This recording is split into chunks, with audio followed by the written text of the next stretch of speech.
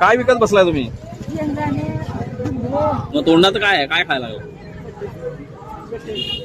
Butter खायला लागलाय? कुठलं गाव? मग आता बटर खाऊन किती वेळ संध्याकाळपर्यंत राहणार? तुम्हाला वडापाव आणून देऊ काय?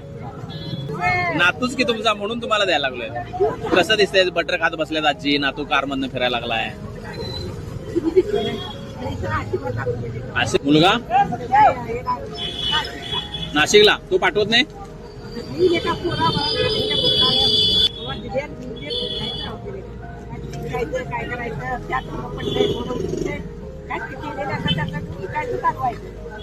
हा, मग हे विकून काय तुमचं झालं तर तुम्ही नागपंचमी छानपणे साजरी करणार, आणि नाही विकलं गेलं तर ते